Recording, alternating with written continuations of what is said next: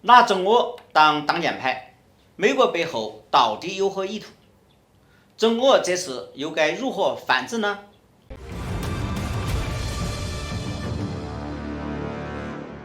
各位网友，大家好，欢迎来到评估，我是易评估。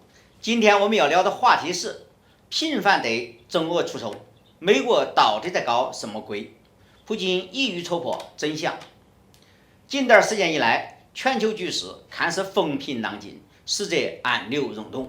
在军事层面，美国推动俄乌冲突持续进行，欧洲安全风险不断加剧，台海军事博弈逐步演进，中美军事冲突的风险直线走高。在政治层面，美国借助立陶宛不断对俄挑衅，企图全面限制俄罗斯进入欧洲境内。同时，佩洛西窜访台湾，更是让中美关系陷入到极度危险的状态。可以说，美国近期的政治、军事行为都显得非常活跃或异常。而如今这一动机终于被普京一语戳破真相。据俄罗斯媒体近日报道，俄罗斯总统普京在第10届莫斯科国际安全会议上表示，以美国为代表的西方全球主义精英正在试图让本国公民的注意力从国内的生活水平下降、失业、贫困等诸多尖锐问题上转移，将自己国内的一系列失败归咎于中国和俄罗斯的身上。毋庸置疑，在普京看来，中国和俄罗斯俨然已经成了美国国内矛盾释放的挡箭牌，而事实也确实如此。那么，美国拜登政府为什么要这么做呢？原因其实不难分析。一方面，美国内部矛盾难以调控。目前，美国国内的主要矛盾，先是经济下行带来的社会矛盾，后是长期积蓄的种族矛盾和贫富差距矛盾。面对这一系列的矛盾，拜登政府的当务之急是解决经济下行的压力。为此，他曾要求美联储加息，要求原油生产商增产降价，但是结果却事与愿违，形势依然不容乐观，各项经济指标仍未见好转。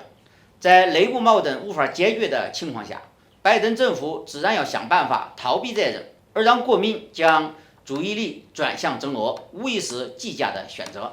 另一方面，这是因为美国自身霸权地位受到挑战。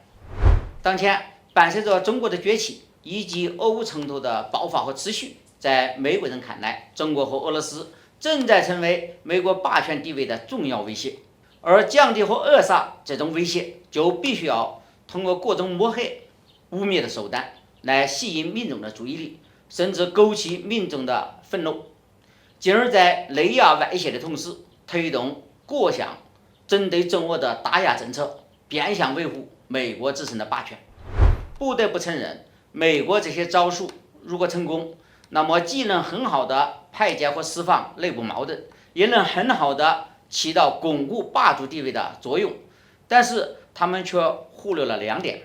第一，美国民众正在丧失对政府的信任。当前，美国民主党和共和党之间的斗争已经到了闭鸡眼的地步。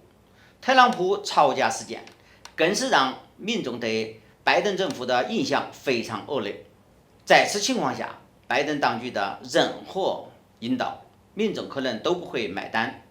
第二，中国和俄罗斯不可能无动于衷，俄罗斯的军事决心已经显露，美国一旦触碰了红线，很可能就是不死不休。中国的经济实力同样也非常雄厚，如果美国采取行动，单单是贸易脱钩就足够美国人喝一壶了。总而言之，外因是变化的条件，内因是变化的根据，外因通过内因而起作用。奉劝美国政府还是要直面问题，解决问题，总想内兵外治，终究是不得法的，也是没有效果的。好，今天的话题就聊到这里，我们下期再见。